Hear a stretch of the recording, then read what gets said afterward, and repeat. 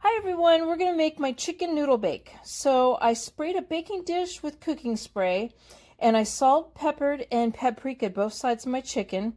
And altogether it's 2 pounds of chicken breast, and I divided 2 tablespoons of unsalted butter and put that on top of the chicken. And you could use rotisserie chicken or chicken thighs for this instead of chicken breast. It doesn't have to be chicken breast. And I'm going to put this in the oven, and my oven is preheated to 375 degrees, and I'm going to bake it for 1 hour covered, and then I'm going to uncover it for the last 10 minutes of the baking time. And you want it to reach 165 in Fahrenheit. Now if you wanted to, you could make the chicken part of this dish the night before. Just let it cool down, put it in the refrigerator overnight. So my chicken is cooked up, and I diced it up and put it in a bowl, and I'm going to set that to the side. In a large bowl, I'm going to put 2 eggs. This is half a teaspoon of salt, half a teaspoon of pepper, black pepper, and 1 tablespoon of onion powder. And we're going to beat this and mix this together.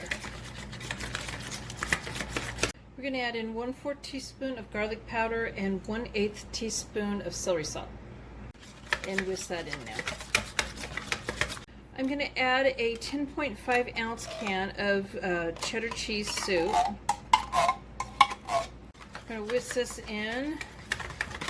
So I defrosted some frozen corn and I drained it, and I did enough to measure out to 2 cups.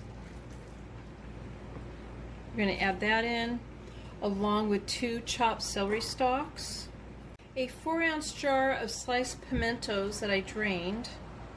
I'm going to add the chopped chicken now. I saved the broth and juice from the chicken when it was baking that was in the pan. It was all cooked up, so it was safe to use, and it just adds flavor to a meal when you're using that. So we're going to just stir this up and mix it well. I cooked up half a 12-ounce bag of egg noodles and drained them, and I'm adding that in now. So I poured it into a greased 9x13 baking dish, and my oven is preheated to 350 degrees, and I'm going to go ahead and bake it for 45 minutes or until it's nice and bubbly. So after you pull out of the oven, let it cool for 10 minutes before cutting.